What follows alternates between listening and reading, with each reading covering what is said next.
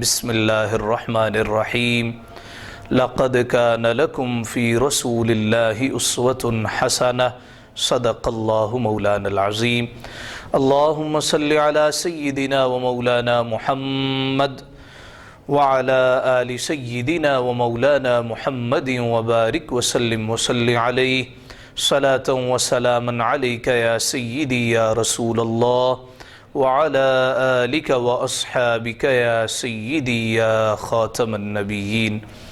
معزز و مکرم سامعین و ناظرین، اللہ تعالیٰ کے فضل و کرم اور حضور تاجدار کائنات خاتم النبیین سیدنا محمد مصطفیٰ صلی اللہ علیہ وآلہ وسلم کی نظر رحمت سے دروس سیرت کے آج ہم 7ویں پروگرام میں آپ سے مخاطب ہیں. اللہ تعالیٰ ہمیں سیرت مصطفیٰ صلی اللہ علیہ وآلہ وسلم سمجھ کے عمل کرنا نصیب فرمائے اور اللہ رب العزت ہمیں اس پہ استقامت عطا فرمائے. سیرت طیبہ کا صدقہ ہمارے دین و دنیا بہتر فرمائے. ناظرین کرام، پچھلے پروگرام میں ہم نے سیدہ حلیمہ سعدیہ کے حوالے سے ذکر کیا کہ دستور کے مطابق رسالت مآب صلی اللہ علیہ وآلہ وسلم کی عمر مبارک 2 برس کی ہوئی تو آپ لے کے مکہ مکرمہ آئیں. مکہ مکرمہ میں کوئی وبا آئی تھی. سیدہ حلیمہ سیدہ آمنہ سے عرض کرتی ہیں آپ کا بیٹا بیمار نہ ہو جائے، اس کو کچھ مہینوں کے لیے اور دے دے. وہاں پہ جو کہ اس قسم کے وبائی امراض نہیں ہیں تو آپ کا بیٹا تندرست و توانا رہے گا. آپ نے بھجوا دیا اور پھر شق صدر کا واقعہ ہوا، جس طرح پچھلے پروگرام میں ہم نے تفصیل کے ساتھ ذکر کیا. یہ گھبرا گئیں کہ شاید آسیب ہے تو اپنے شوہر حارث بن عبدالعزیٰ کے ساتھ واپس مکہ مکرمہ آئیں. تو سیدہ آمنہ طیبہ طاہرہ پوچھتی ہیں حلیمہ وقت سے پہلے آ گئی ہو؟ تو سارا واقعہ من و عن بیان کر دیا کہ کس طرح چند سفید پوش لوگ آگے بڑھے اور انہوں نے اس کا پیٹ پھاڑا. میں ڈرتی ہوں کسی چیز کا سایہ نہ ہو. تو سیدہ آمنہ تڑپ کے کہتی ہے حلیمہ خبردار میرے بیٹے کے بارے یہ تصور بھی نہ لانا کہ اس پر کسی آسیب کا سایہ ہو سکتا ہے، کسی جن جادوگر کا گزر ہو سکتا ہے. تو میں معلوم ہے کتنا مبارک بیٹا. جب یہ پیدا ہوا ملک شام کے محلات بھی روشن ہو گئے. اس کے آنے سے پہلے ایسی ایسی بشارتیں ملی، مجھے یقین کامل ہے اللہ اس کو انتہائی بزرگی والا رتبہ عطا کرے گا. جب سیدہ حلیمہ مطمئن ہو گئی، جانے لگیں، تو جناب عبدالمطلب آ گئے اور حلیمہ سعدیہ کو دستور سے بڑھ کر اتنا کچھ دیا کہ ہر لحاظ سے فرحاں و شادہ اپنے قبیلہ بنو سعد کی طرف روانہ ہوئی. اب یہاں پہ ایک سوال پیدا ہوتا ہے کہ بعض لوگ وہ یہ کہتے ہیں جی یتیمی کے عالم میں پیدا ہوئے، غربت زیادہ تھی، پاس کچھ نہ تھا، رسالت مآب صلی اللہ علیہ وآلہ وسلم کو دائیاں لینے کو تیار نہ تھیں. وہ صرف اتنا سن کر واپس جا رہی تھی کہ بھئی یتیم بچہ ہے. ہاں، ان کو یہ معلوم نہیں تھا کہ عبدالمطلب کا پوتا ہے. عبدالمطلب وہ سردار جو رسالت مآب صلی اللہ علیہ وآلہ وسلم کے والد گرامی کو ذبح کرنے کے لیے لے جا رہے تھے تو بدلے میں 100 اونٹ ذبح کر کے آتے. وہ عبدالمطلب کے یمن کا گورنر ابرہہ آتا ہے تو سب سے پہلے جناب عبدالمطلب کے اونٹ ہانک کے لے جاتا ہے. اور وہ عبدالمطلب جو کعبہ کا متولی ہے، قریش کا سردار ہے. اس طرح بعض لوگوں کو یہ غلط فہمی بھی ہے کہ رسالت مآب صلی اللہ علیہ وآلہ وسلم ساری زندگی کھانے کو کچہ نہیں ملا اور کئی مہینے نہ جانے فاقوں میں بسر ہوتے تھے. یہ آقا علیہ السلام کا اختیاری فقر تھا. حضور علیہ السلام نعوذ باللہ غریب نہیں تھے. یہ حضور کی توہین ہے کہ کہنا جی ان کے پاس ہی کچھ نہیں تھا، غربت کے عالم میں ساری زندگی بسر کی، پیوند لگے ہوتے تھے. یہ امت کی تعلیم کے لیے تھا. آپ نے فرمایا ہم نے دنیا کے مقابلے آخرت کو پسند کیا. آقا علیہ السلام غریب ہرگز نہ تھے. سرکار سے بڑھ کے امیر ہو کون سکتا ہے؟ مالک کونین ہیں، گو پاس کچھ رکھتے نہیں، 2 جہاں کی نعمتیں ہیں ان کے خالی ہاتھ میں. امیر خاندان تھا، امیر قبیلہ تھا. قریش معمولی قبیلہ نہیں ہے، معمولی خاندان میں سے نہ تھے، امیر گھرانے میں سے تھے. حلیمہ سعدیہ جو پہلے اس لیے گھبرا گئی کہ بھئی یتیم بچہ ہے کیا ملے گا، تاریخ الخمیس میں دیار بکر بھی نقل کرتے ہیں کہ ہر لحاظ سے سیدہ حلیمہ فرحاں و شاداں مکہ مکرمہ سے قبیلہ بنو سعد کی طرف روانہ ہوتی۔ ناظرین محترم، حضرت عبداللہ رسالت مآب صلی اللہ علیہ وآلہ وسلم کے والد گرامی کی وفات مدینہ طیبہ میں ہوئی۔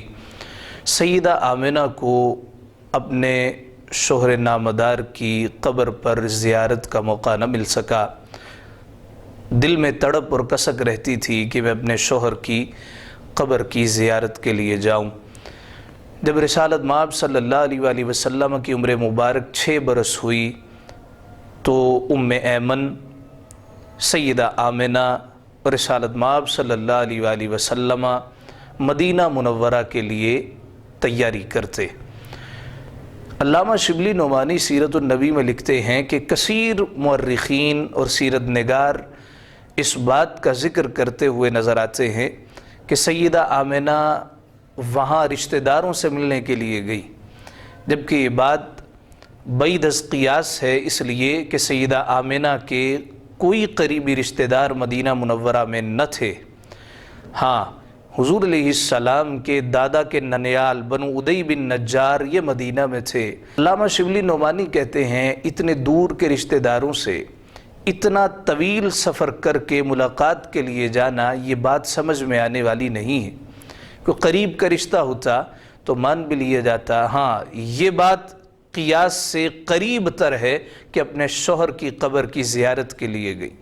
تو یہ 3 لوگ جس طرح ذکر کیا، حضور کی والدہ ام ایمن باندی اور رسالت مآب صلی اللہ علیہ وآلہ وسلم، یہاں اس بات کو روک کے ام ایمن کے بارے ذکر کرتے چلیں۔ یہ ام ایمن حضور علیہ السلام کو ترکے میں ملی تھی۔ جناب عبداللہ کا جب وصال با کمال ہوا تو ترکے میں ام ایمن باندی چھوڑی، جن کا اصل نام برکہ تھا، کچھ اونٹ اور کچھ بکریاں چھوڑیں جو رسالت مآب صلی اللہ علیہ وآلہ وسلم کے حصے میں آئیں۔ ام ایمن کا اصل نام برکت ہے، جس کو برکہ کہا جاتا ہے۔ حضور علیہ السلام ان کی ہمیشہ دلجوئی کرتے رہے، یہاں تک کہ اپنے منہ بولے بیٹے جناب زید بن حارثہ کے ساتھ ان کا نکاح کیا۔ اللہ تعالیٰ نے ان کو ایک بیٹا عطا کیا جن کو آج دنیا حضرت اسامہ بن زید کے نام سے یاد کرتی۔ تو مقام ابوا پر پہنچے، ارادہ تو زیادہ عرصہ قیام کا تھا، مگر جس طرح قدرت کو منظور ہے 1 مہینے بعد ہی واپسی کا ارادہ کر لیا۔ واپسی کا ارادہ کیوں کیا؟ سیرت نگار کہتے ہیں قیافہ شناسوں کی باتوں سے تنگ آ کر، نجومیوں کی باتوں سے تنگ آ کر کہ بھئی یہ بچہ یہودی اس کو مار دیں گے، محیر العقول شخصیت ہے، تو والدہ چونکہ والدہ ہوتی ہے، ماں ہوتی ہے، تو ماں کا دل گھبرا رہا تھا۔ ارادہ زیادہ دیر رکنے کا، ٹھہرنے کا تھا، لیکن 1 مہینے بعد ہی واپسی کی راہ لی، مگر قدرت کو شاید کچھ اور ہی منظور تھا۔ ابوا نامی گاؤں کے قریب پہنچ کر سرکار دو عالم صلی اللہ علیہ وآلہ وسلم کی والدہ بیمار پڑ گئی، اور ایسی بیمار ہوئی کہ بستر مرگ سے جا لگی۔ موت لمحہ لمحہ قریب آ رہی، 6 برس کی عمر ہے، والد پیدائش سے پہلے ہی اللہ کو پیارے ہو چکے۔ والدہ کے سرہانے انتہائی مغموم پریشان کھڑے ہیں۔ والدہ سیدہ آمنہ اپنے لخت جگر کے چہرے کو پڑھ لیتی، دل ان کا بھی کانپ رہا ہے، مگر معمولی ماں نہیں ہے، تاجدار کائنات کی ماں ہے۔ آمنہ ایمان والی ہیں۔ اس دور میں جب جاہلیت کا دورہ تھا، نام ان کے والدین نے آمنہ رکھا۔ یقین کامل ہے، توکل ہے، بیٹے کو دیکھ کے مسکراتی اور کہتی ہیں بیٹے اللہ تجھے برکت دے۔ چند اشعار کہتی جو زرقانی نے نقل کیے، بیٹے اللہ تجھے بڑی برکت دے، تو اس عظیم باپ کا بیٹا ہے جس کو عظیم پروردگار نے اس عظیم قربانی سے بچا لیا جب تیرے دادا اسے قتل گاہ کی طرف لے کے گئے۔ اللہ رب العزت نے 100 اونٹوں کی قربانی قبول کر لی، تیرے والد کو بچا لیا۔ بیٹا تیرے دنیا میں آنے سے پہلے میں نے بڑے عظیم الشان خواب دیکھے، اگر وہ خواب سچے ہیں تو اللہ ان قریب تجھے ایسا عظیم الشان رتبہ عطا کرے گا کہ لوگ تجھے دیکھ کے انگشت بدندہ رہ جائیں گے۔ بیٹا میری وصیت یاد رکھنا، کبھی لوگوں کی باتوں میں آ کر کسی بت کے سامنے اپنا سر نہ جھکانا۔ آنکھوں میں آنسو رواں، 6 برس کی عمر کے محمد صلی اللہ علیہ وآلہ وسلم ابھی زارو قطار رو رہے۔ اماں کا ہاتھ میں لیا، ماں مجھے چھوڑ کے جا رہی ہو۔ والدہ کہتی ہیں لِكُلِّ حَيٍّ مَيِّتٍ وَأَنَا مَيْتَةٌ وَذِكْرَى بَاقٍ۔ امام زرقانی لکھتے ہیں والدہ کے آخری الفاظ کیا تھے؟ بیٹا ہر زندہ شے نے مر جانا، اور بے شک میں بھی مرنے والی ہوں، لیکن میرا ذکر ہمیشہ باقی رکھا جائے گا۔ آج تک رسول اللہ صلی اللہ علیہ وآلہ وسلم کے والدین کا ذکر خیر مومنین اور عشاق انتہائی ادب سے لیتے۔ اس ابوا نامی گاؤں میں ہی سیدہ آمنہ طیبہ طاہرہ کی تدفین کر دی جاتی ہے۔ حضور علیہ السلام کو یہی باندھی برکہ المعروف ام ایمن لے کے مکہ مکرمہ روانہ ہو جاتی۔ حضور علیہ السلام کی والدہ ماجدہ کی قبر انور پر عشاقان آج بھی حاضری دیتے۔ نجدی فکر رکھنے والوں نے، متعصب سوچ رکھنے والوں نے شدت پسند رویہ اپنایا، اور جہاں پہ آقا علیہ السلام کی والدہ کی قبر مبارک ابوا میں تھی وہاں پہ بلڈوزر پھروا دی، لوگ پھر بھی جانا شروع ہو گئے، وہاں آگ لگا دی، لوگ پھر بھی جانے سے باز نہ آئے، اس لیے کہ سرکار کی والدہ کا فرمان تھا بیٹے ذکرہ باقین، میرا ذکر باقی رکھا جائے گا۔ ان کا ذکر باقی ہے، ان کا نشان آج بھی باقی ہے۔ عشاقان مصطفیٰ آج بھی جاتے ہیں، چھپ کے جاتے ہیں، جس حساب سے بھی جاتے ہیں پہنچ جاتے ہیں۔ مکہ مکرمہ میں ڈرائیوروں کو معلوم ہے کہ بھئی کس راستے سے جانا ہے، مدینہ منورہ سے بھی اب ٹیکسی والے وہاں پہ جاتے ہیں، انہیں معلوم ہے کہ کس وقت پہنچنا مناسب ہے، جب شرطے موجود نہیں ہوتے لوگ وہاں پہ جاتے ہیں اور سرکار علیہ السلام کی والدہ ماجدہ کی قبر انور سے فیض و برکات حاصل کرتے۔ ناظرین محترم، ام ایمن باندھی سرکار دو عالم صلی اللہ علیہ وآلہ وسلم کو لے کر بوجھل قدموں سے مکہ مکرمہ کی طرف روانہ ہوتی۔ مکہ مکرمہ میں داخل ہوئی، جناب عبد المطلب نے دیکھا کہ ام ایمن باندھی صرف محمد صلی اللہ علیہ وآلہ وسلم کو لے کے آ رہی ہے۔ دوڑے پوچھا آمنہ کہاں، میری بہو کہاں؟ تو اس واقعہ فاجعہ کی خبر دی، مقام ابوا میں بیمار ہوئی، وہی وصال فرما گئی۔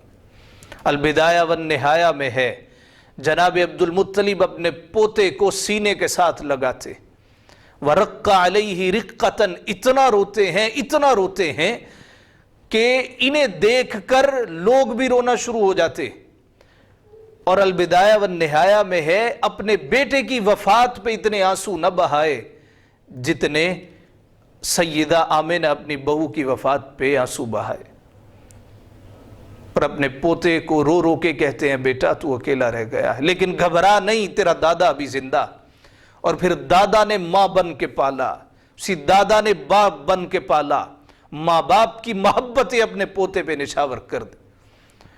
حضور علیہ السلام 6 برس کی عمر میں جناب عبد المطلب کی کفالت میں آ جاتے۔ جناب عبد المطلب کعبہ کے سردار ہیں، اور کعبہ کی دیوار کے ساتھ ہی ان کا بچھونا بچھایا جاتا تھا۔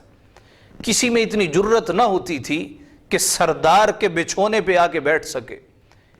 بچے شرارتیں کرتے ہوئے بھی اس بچھونے پہ پاؤں رکھتے ہوئے 100 مرتبہ سوچا کرتے تھے۔ مگر حضور علیہ السلام جب دیکھتے کہ جناب عبد المطلب کعبہ کی دیوار سے ٹیک لگائے ہوئے اس بچھونے پہ بیٹھے ہیں، تو جناب رسول اللہ صلی اللہ علیہ وآلہ وسلم بھی بھاگ کے جاتے، اپنے دادا کی گود میں جا کے بیٹھ جاتے۔ جناب عبد المطلب کے بیٹے ہٹانے کی کوشش کرتے، جناب عبد المطلب کہتے دعو ابنی، میرے بیٹے کو چھوڑ دو، تمہیں معلوم نہیں ہے کتنی برکتوں والا، اللہ اس کے صدقے کعبہ کو اور عزتیں عطا کرے گا۔ دوستان محترم، جان دو عالم صلی اللہ علیہ وآلہ وسلم کی دیکھ بھال میں عبد المطلب ہر درجے کی حفاظت کا اہتمام کرتے تھے، ہم وقت نظروں کے سامنے رکھتے تھے۔ ام ایمن کہتی ہیں ایک مرتبہ میں کہیں دائیں بائیں ہوئی تو جناب عبدالمطلب آ گئے، کہا میرا پوتا نظر نہیں آ رہا۔ میں نے کہا جی ابھی یہاں کھیل رہا تھا۔ انتہائی جلال میں باہر تشریف لے گئے۔ تھوڑی دیر گزری، واپس آئے، کہا تمہیں معلوم ہے میں نے محمد کو کہاں پایا؟ کہا جی کہاں دیکھا؟ فرمانے لگے بیری کے درخت کے پاس کچھ لڑکے کھیل رہے تھے، یہ میرا بیٹا ان بچوں کو دیکھ رہا تھا، خبردار آئندہ میرے بچے سے غافل نہ ہونا۔ جناب ام ایمن کہتی ہیں ان کا لہجہ اتنا جلال برا تھا میں کانپ کے رہ گئی۔ وہ دن اس کے بعد کبھی ام ایمن نے حضور علیہ السلام کو تنہا نہیں چھوڑا۔ ناظرین محترم، اسی سنا میں مکہ مکرمہ میں قحط پڑ جاتا ہے۔ جناب عبدالمطلب کی اہلیہ رقیقہ خواب میں دیکھتی ہیں، کوئی بیان کرنے والا بیان کر رہا ہے کہ اہل مکہ اگر قحط سالی سے نجات حاصل کرنا چاہتے ہیں، انہیں چاہیے کوہ ابو قبیس پہ چڑھیں، ایک پہاڑ کا نام ہے، وہاں چڑھ کے اللہ کے حضور التجا کریں اور تمام لوگ آمین کہیں، اللہ قحط سے نجات عطا کر دے گا۔ جناب رقیقہ نے یہ بات منوعاً اپنے شوہر کو بیان کر دی۔ جناب عبدالمطلب نے اگلے دن اعلان کیا، آؤ بھی دعا کے لیے ابو قبیس چلتے ہیں۔ تمام لوگ اکٹھے ہو گئے، جانے لگے۔ کہا ایسے نہیں جاؤں گا، اپنا پوتا ساتھ لے کے جاؤں گا۔ حضور علیہ السلام کو اٹھایا، کوہ ابو قبیس پہ چڑھ گئے اور وہاں ہاتھوں کو بلند کیا۔ رسالت مآب صلی اللہ علیہ وآلہ وسلم کے لبہائے احمری نے جنبش کھائی، آمین کہا کہ بدلیاں امڑ آئی، پورا مکہ سیراب ہو گیا۔ بڑے مبارک حضور کے دادا تھے، مگر قسمت کے کھیل نرالے ہوتے ہیں۔ ابھی 2 برس نہ گزرے تھے سرکار کی والدہ کو دنیا سے رحلت کیے ہوئے کہ آپ کے دادا جان جناب عبدالمطلب بھی وصال کر جاتے۔ حضور کی عمر 8 سال ہے، جناب عبدالمطلب دنیا سے پردہ کر جاتے۔ بوقت وصال آپ نے اپنی بیٹیوں کو بلایا۔ مورخین بیان کرتے ہیں 6 بیٹیاں تھیں اور تمام فصیح و بلیغ تھیں۔ بیٹیوں سے کہنے لگے میرے مرنے کے بعد تم مرثیہ کہو گی، مجھے تو سنائی نہ دے گا، ابھی میں زندہ ہوں میرے سامنے مرثیہ کہو۔ تو ساری کی ساری بیٹیاں قادر الکلام تھیں۔ عجیب بات ہے، عورتیں بھی فصیح و بلیغ، قادر الکلام۔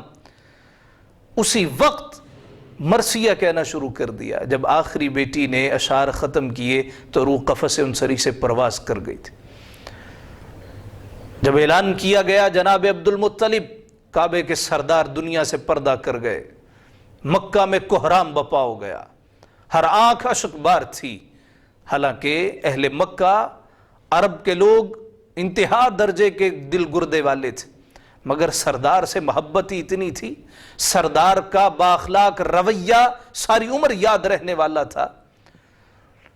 مورخین نے بیان کیا ہے کہ کئی روز تک مکہ کے بازار بند رہے، لوگ روتے جاتے تھے۔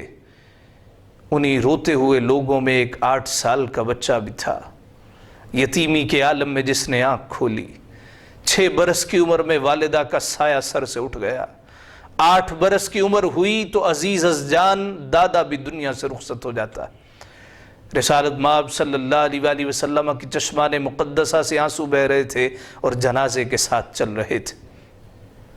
جناب عبدالمطلب کی وفات کے بعد جناب ابو طالب حضور کے چچا، اگرچہ سگے نہیں ہیں والدہ کی طرف سے، حضرت عبدالمطلب کے بیٹے ہیں، والدہ مختلف ہے، کفالت کی ذمہ داری جناب ابو طالب کے پاس آ جاتی۔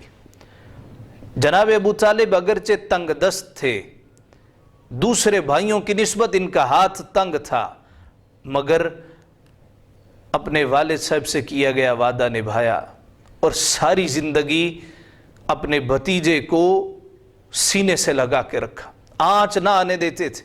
اور جناب ابو طالب کی اہلیہ اس وقت تک کھانا نہ کھاتی تھی جب تک محمد دسترخوان پہ نہ ہوتے۔ پیار تو پہلے سے تھا، مگر جب منموہنی اور پیاری عادتیں دیکھتے تو اور بڑھ کے پیار آ جایا کرتا تھا کہ آقا علیہ السلام کی برکات اس گھر میں ظاہر ہونا شروع ہو گئیں کہ حضور جس دسترخوان پہ بیٹھتے تھے اگر 2 لوگوں کا کھانا ہوتا تو 4 لوگوں کو پورا آ جایا کرتا تھا۔ اور جس پیالے سے رسالت مآب صلی اللہ علیہ وآلہ وسلم دودھ کا ایک گھونٹ نوش جاں کرتے، تمام گھر والوں کو کافی ہو جایا کرتا تھا۔ تو ایسے بیٹے سے پیار نہ ہو تو کیا ہو، ایسے البیلے سے محبت کا جذبہ جنم نہ لے تو کیا ہو۔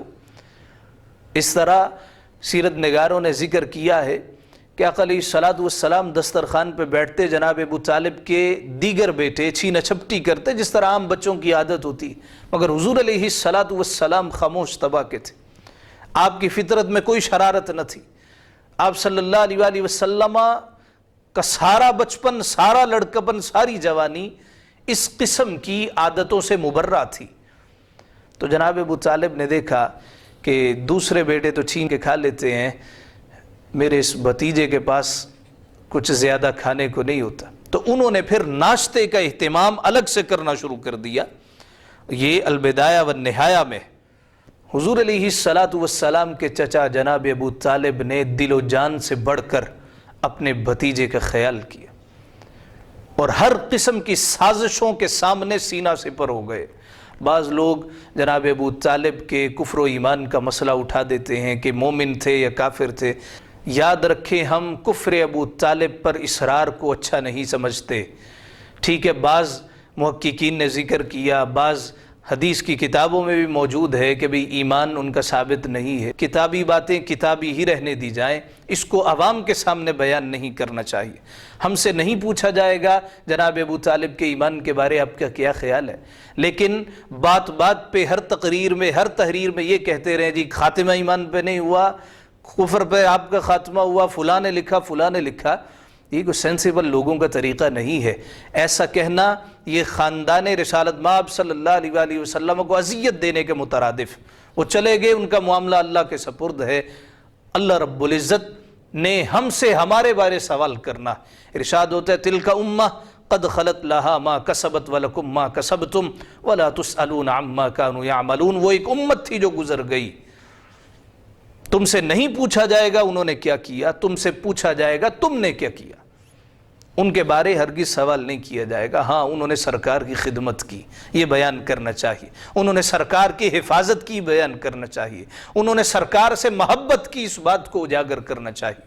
حضور علیہ الصلوۃ والسلام جب جناب ابو طالب کی کفالت میں آئے، قحط سالی شروع ہو گئی، لوگ بڑے پریشان ہیں، یہ قحط سالی کا دورہ ہے، جانور بھوک پیاس سے مرنے لگے، کیا کریں؟ تمام لوگ اکٹھے ہوئے، جرگہ بیٹھ گیا۔ ایک سیانہ بندہ کہتا انا تؤفکون، کہاں گمراہ ہوتے پھر رہے ہو، کہاں جا رہے ہو؟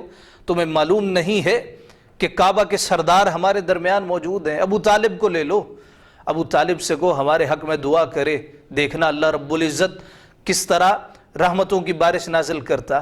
جناب ابو طالب کے پاس آئے، جناب ابو طالب کہتے ہیں میرا ایک بھتیجا بڑی عظمتوں والا، بڑے کرم و شرف والا ہے، وہ ہمارے ساتھ آئے گا، اور مجھے یقین ہے، میرا ایمان ہے، اس نے ہاتھوں کو اٹھا دیا تو آسمان سے رحمتوں کی حقیقتاً بارش ہوگی۔ رسالت مآب صلی اللہ علیہ وآلہ وسلم تشریف لے آئے، اپنے مبارک نور والے، نور سے بھرے کٹوروں کو اللہ کے سامنے اٹھا دیا۔ پاک پروردگار، بارش کا سوال ہے، ابھی ہاتھ نیچے نہ ہوئے تھے کہ آسمان سے بارش اس طرح برسنے لگی کہ جس طرح برسات کا موسم ہوتا، گویا انتظار میں تھیں کب محمد کے ہاتھ اٹھتے ہیں اور کب ہم برسنا شروع کرتے۔ ناظرین کرام، رسالت مآب صلی اللہ علیہ وآلہ وسلم کی عمر مبارک 12 برس کی ہوئی تو آپ نے پہلا ملک شام کا سفر کیا، اور اس سفر کے دوران کیا محیر العقول واقعات رونما ہوئے وہ انشاءاللہ العزیز ہم اگلے پروگرام میں آپ کی خدمت میں ذکر کریں گے۔